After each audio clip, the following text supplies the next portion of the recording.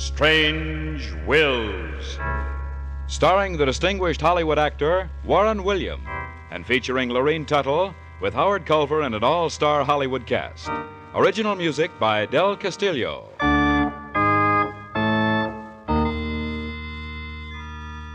Dead men's wills are often strange. We cannot attempt to understand them or try to find the answers. We can but tell the story. This is Warren William bringing you the story, Emeralds Come High. But first...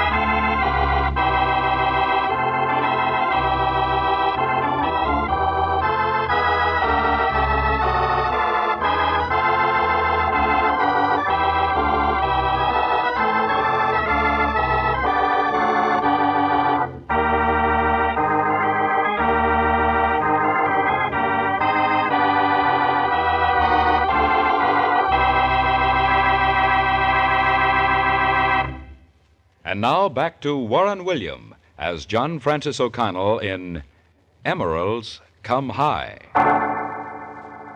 Probably one of the most interesting things in the life of a probate lawyer is the diversity of his clients. Take, for example, the strange case of Patsy Bubbles Moran, whom I have quite appropriately dubbed the daughter of Salome. Bubbles, as the world knew her, was billed from coast to coast as the queen of burlesque, and she'd grown quite rich as well as notorious in her unusual calling. I'd never had the pleasure of meeting the celebrated Bubbles until she became the sole beneficiary, under the last will and testament, of an itinerant prospector named Joe Marks. Joe, it seems, had struck it rich in emeralds down in the green hell of Colombia. Old and dying and without kith nor kin, he'd suddenly appeared out of the wild Colombian jungles and was taken to the little missionary hospital in the town of Socorro. On his deathbed, he turned over his worldly goods and possessions to Dr. Sanchez. Doc, I ain't got nothing in the world but this bag of emeralds.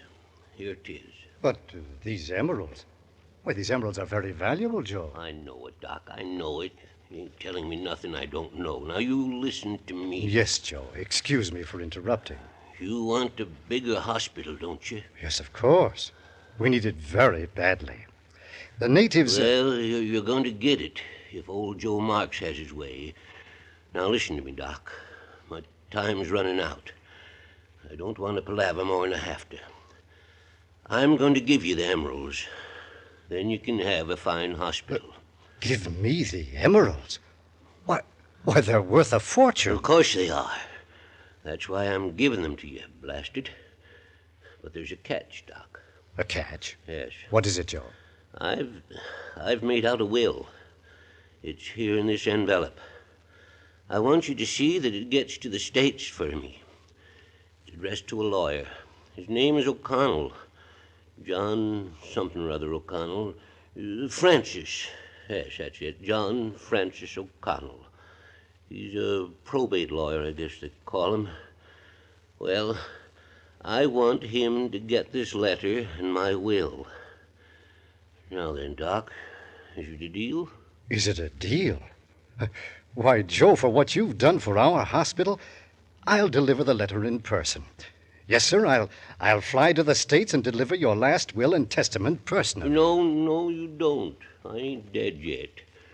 Them things ain't to go to knowing until I kick the bucket. But don't look so sad, Doc.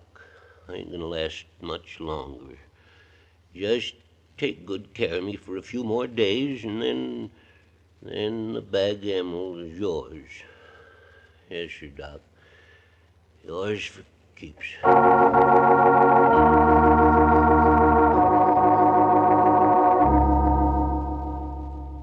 And that's how the whole matter had its start. Old Joe Marks stayed alive just 2 weeks longer, and then he died, just as he expected he would. Dr. Sanchez lost no time in catching a plane for a trip to the States. He'd already decided to name his new hospital the Joe Marks Memorial. He came up to my office to deliver the last will of the deceased prospector. Well, now, Mr. O'Connell, that's the whole story. You have the letter and the will. As you'll see, I and one of the nurses signed as subscribing witnesses to the will. The beneficiary under the will is a resident of the United States. Joe told me he didn't know her, but he liked her looks. He saw her picture in a magazine. Perhaps I'd better open the envelope and see if everything's in order. Yes, please do.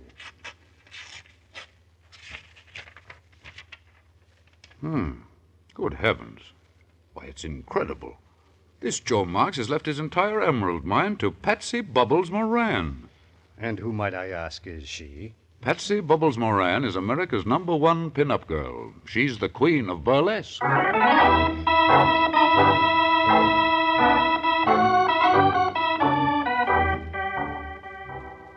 I phoned Miss Moran and invited her up to my office to inform her of the good news.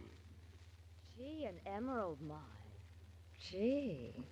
Now all I have to do is go down and pick up the emeralds. Isn't that what you said, Mr. O'Connell? Well, in theory, yes, Miss Moran. Of course, the emeralds won't be quite that easy to get. I understand that the mine is several hundred miles in the interior, that you have to go through miles of uncharted jungle, that in the jungle live a band of headhunters, and outside of a few boa constrictors climbing over a few ranges of the Andes Mountains, maybe a few wild animals fording a dozen or so rivers, well, yes, then the emeralds are practically yours to pick up. Oh, gee, Mr. O'Connell. Emeralds come high, don't they? Did you ever see the green flame that comes with them? Dark green fire. Fire that no girl can resist. Sort of like a person's soul. I agree with what you say. I only want to warn you of the attendant dangers. Of course, you might be able to hire someone down in Colombia to Oh, go. no. Why put temptation like that in someone's way? If there's any emeralds in Mr. Joe Marks' mine, I want to be there when they're picked. Well, if half of what I hear is true, you ought to be a very wealthy girl before you're through. Oh, that doesn't interest me at all. Can't you see what old Joe Marks has left me? He gave me a chance for adventure, excitement, something new. Yes, something that can take me off the magazine covers and let me be myself for the first time in 5 years. That means more than emeralds or money, Mr. O'Connell. Good heavens, what a strange girl you are. I never would have suspected. Men never do, Mr. O'Connell. They only surmise. Between us, they do that badly.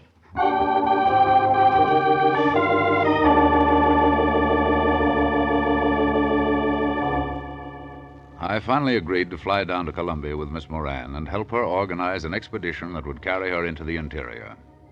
Fortunately, an old mining engineer friend of mine, Steve Murphy, was in Colombia, and I cabled him to tell him of my plans.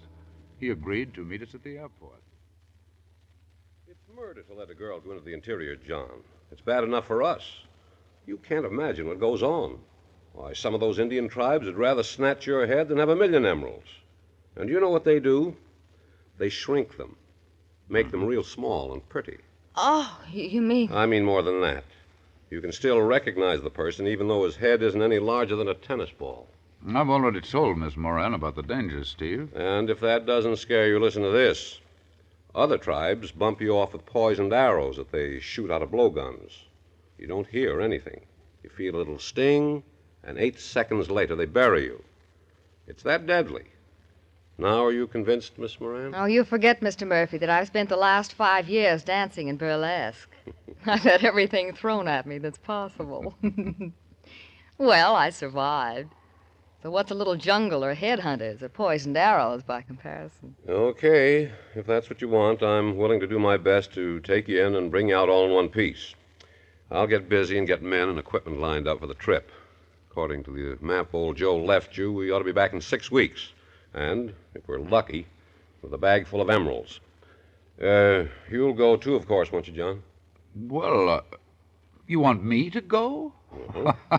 Oh, no, Steve. I'm a very busy man. 6 weeks in the jungles with headhunters and poisoned arrows and what have you. No, I'll just take a rain check. It's more than just going into the jungle, John. There's something else. I suppose you're catching panthers for Frank Buck.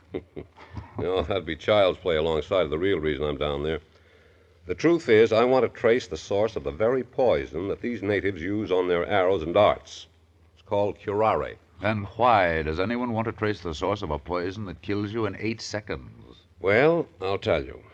Medical science has learned that this same poison, this curare, may possibly be the cure for poliomyelitis, what we call infantile paralysis. Yeah, I see. I remember now that I read just recently that children were apparently completely cured and without any physical handicaps remaining. So that's it, Steve. Yes, that's it. I've got a good idea where this common jungle weed grows. In fact, it's right on the way to the emerald mine. We could kill 2 birds with 1 stone, and you could be a lot of help, John. Well, after you put it that way, of course I'll go with you, Steve. When do we start?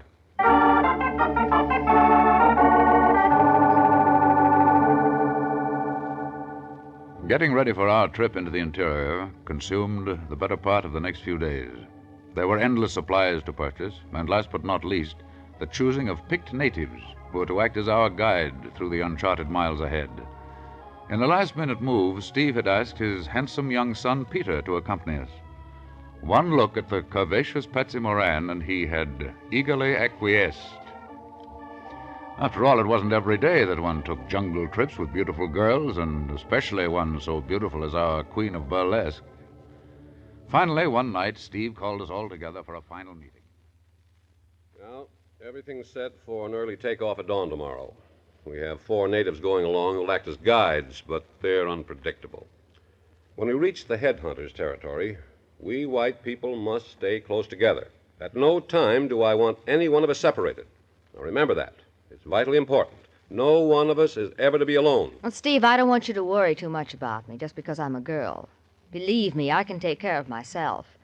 I've done a pretty good job of it for 5 years, and as for handling a gun, well, I was born in Kansas, and I can knock off a pheasant with a .22 at 50 paces. Well, that's fine, but meanwhile, my son Peter here will keep an eye on you, too. You bet.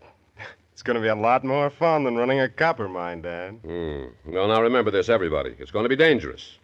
Pete, you are going to be responsible for Patsy's safety, and I'll take care of John. He's never seen a jungle either. And we've got to make the grade for several very important reasons. Oh, don't worry, Steve. I'm not at all frightened. In fact, I can't wait until tomorrow to get started. Yes? What is it, Tulu? Listen, boss man, to sound coming from jungle. You hear? Yes, Tulu. The drums are beating. What does it mean? Yavaro tribe out to find new heads. They dance first. Oh, how horrible. Oh, luckily, these Jivaros fear the white man's guns and leave him strictly alone. It's only in cases that they are caught alone that trouble starts. That's why I said before, not one of us shall ever be alone under any condition. That's for our own personal safety. Oh, Pete, I'm going to handcuff you right to my wrist. I could think of worse things, Patsy. It's a deal. Tulu, tell the guides that we will leave at dawn and to have everything ready. Yes, boss man. We ought to reach the Jivaro territory just about the time they put on their ceremonial dance of victory. And if we do, well, I promise you a sight you'll never forget.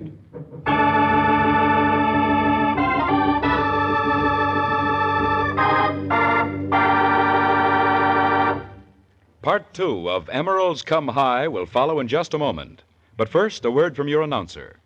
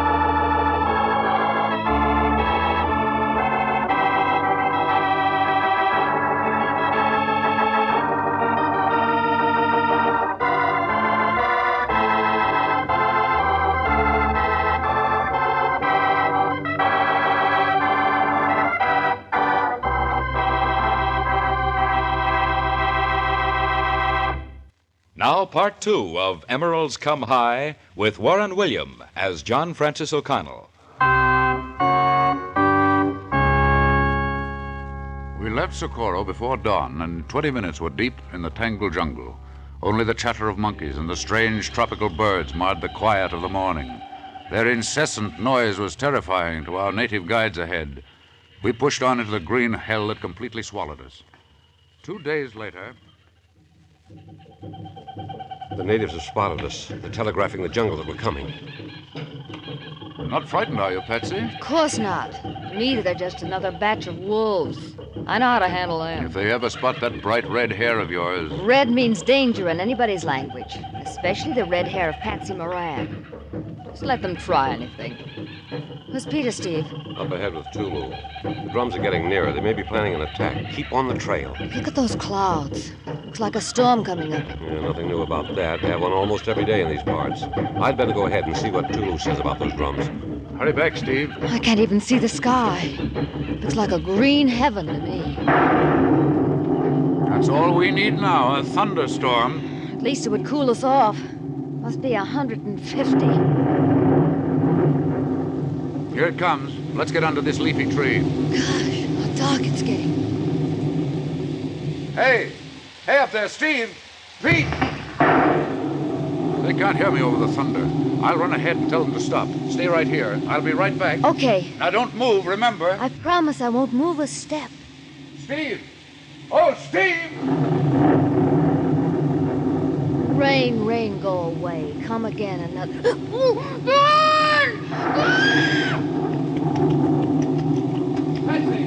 Patsy, where are you?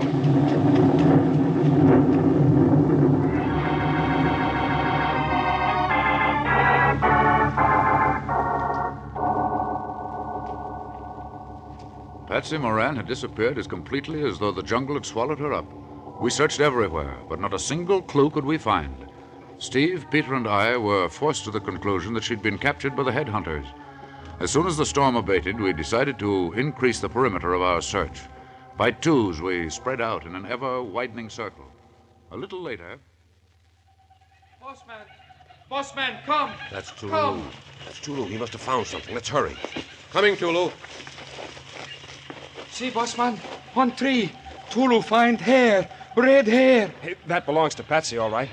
Now let's look around and try to find some more. We can trail her right to their village if we're lucky. Here's another one over here. Looks as though Patsy is deliberately letting her hair get caught in the underbrush. She's showing us the way. Drums beat closer. We're getting closer to their encampment now. Be careful where you step. We can't let them hear us. Shh. Look, over here between these bushes. That's the village, all right. What's going on? I can't see. Looks like they're having their ceremonial dance. All of the Hibaro tribe are sitting in a semicircle. Someone must be dancing. See how they keep swaying to the throb of the drums? It's their dance of victory. I hope that doesn't I mean... don't think we're too late. They all dance around a new head. Now only one is dancing. I'll go up closer. Wait here. Hey, crawl over here. We can see everything. One at a time. You go first, John. Take a look, John. There's a sight to remember. Shades of Minsky. It's Patsy, and she's dancing. What a dance. Broadway never saw anything like that. We've got to let her know we're here. Wait, with all these birds raising bedlam around us, I think I can do it. What are you going to do? I'll give her the wolf whistle. She'll recognize that. She didn't hear you. Do it again. She heard it. Hey, she's giving us a message. Heard you. Dancing too. Save my head. They want to make me their queen. Come back tonight. Same place. See you then. See you then.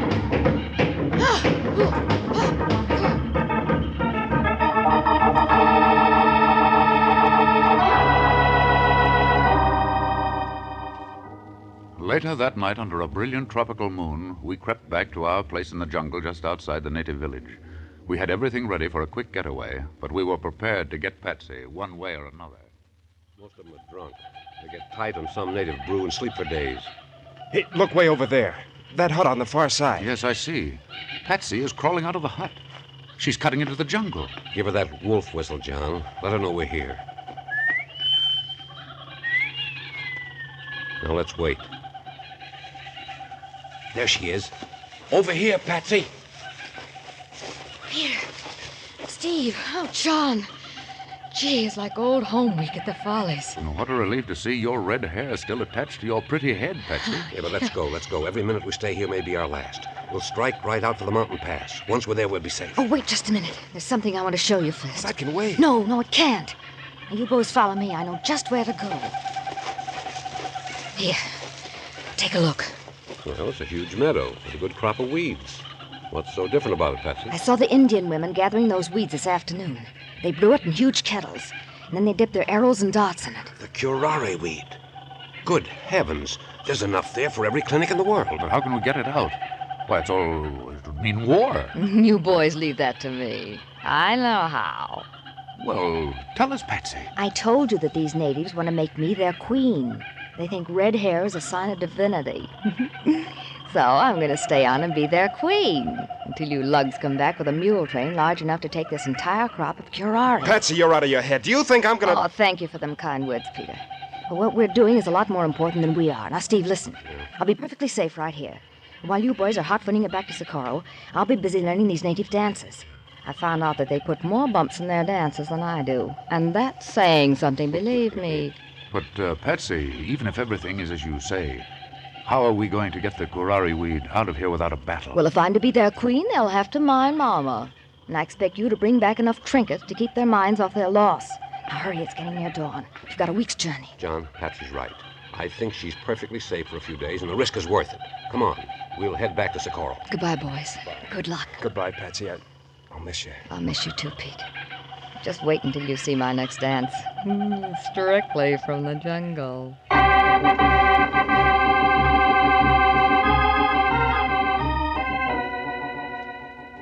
6 days later, our convoy of 7 pack mules and our band of 15 men, led by Dr. Sanchez, returned to the outskirts of the native village. We stopped to reconnoiter just in case. There she is. Look. Good heavens, they've got her sitting on a throne. 2 men are fanning her with banana palms. She really is a queen. John, give her the signal. Hey, look, she knows we're here. She hears us. The drummers are running for their drums. The natives are lining up in 2 rows. Patsy's getting down from the throne. She's walking between the rows of men. She's heading out here to us. She's done it. They're going to welcome us. There's royalty if I ever saw it.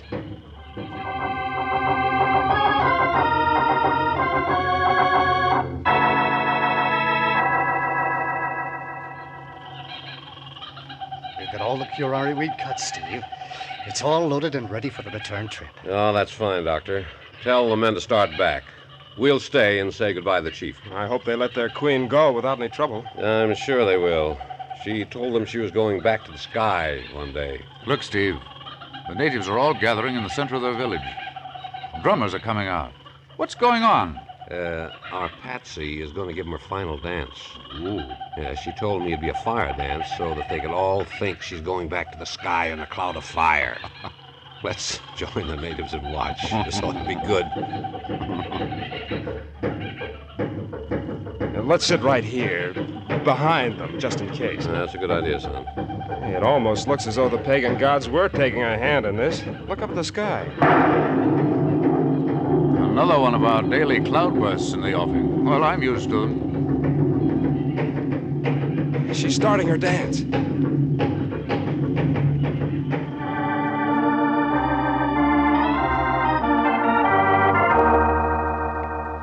There, in the midst of those headhunters, we saw a wild, barbarous jungle dance that defies description.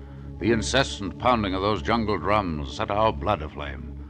And with the thunder crashing all around us, Patsy held us spellbound. It was a savage dance of rhythm and movement that blended into the wild surroundings of the jungle. Suddenly, a vicious bolt of lightning struck.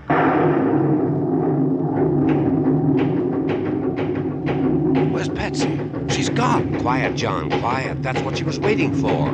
That was her cue for a timely exit.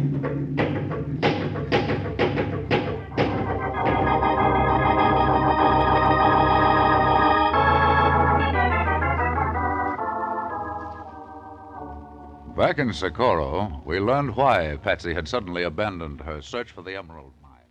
Well, you see, boys, in my fire dance, I carried the map in my pocket. I had to do quite a bit of disrobing. Well, Patsy, you mean you... Yes, the map is still with the rest of my clothes in the native village. But don't worry. I told him I'd come back someday. And I know the old chief will never destroy either my clothes or the map. We'll get them on the next trip. Won't we, Peter? Peter, next trip. Why are you two going... Well, Dad, you see, it's this way. Yes, son, I'm listening. Well, Patsy and I are... Well, we're going to fly to the States. For our honeymoon. Honeymoon? Mm-hmm. And then we're coming back and go to work. In between having our babies, Pete and I are going to sort of gather emeralds while we may.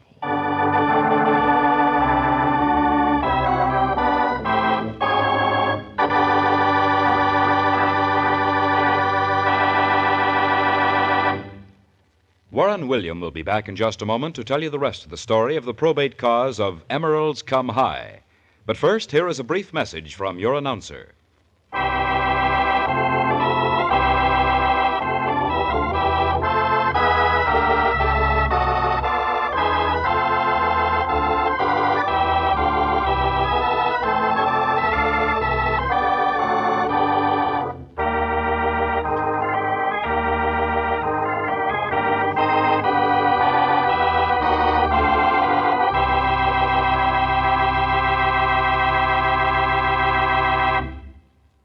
And now back to Warren William as John Francis O'Connell.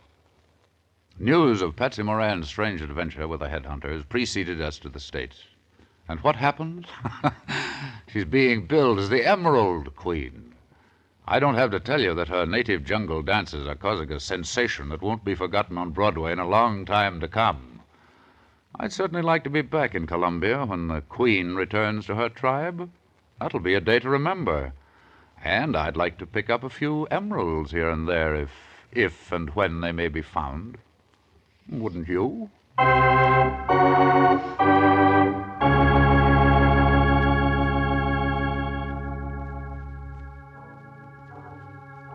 Next week, I'm going to tell you the story of a violin. Back in 1732, Antonio Stradivarius, the world-celebrated violin maker, created an instrument that was so perfect, sounded so beautiful, that he gave it the name of a beautiful girl. Down through the years, that violin has had experiences that have made a story so poignant, so beautiful, as was ever written. We call this unusual story Emily. This is Warren William, inviting you to listen again next week.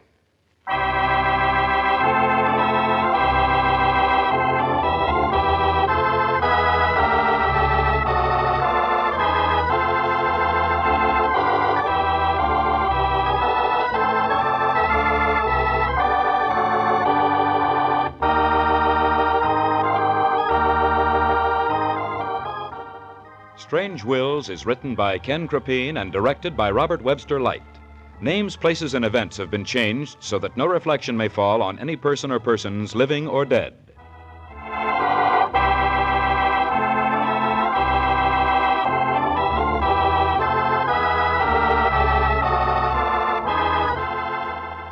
This is a Teleways feature produced in Hollywood.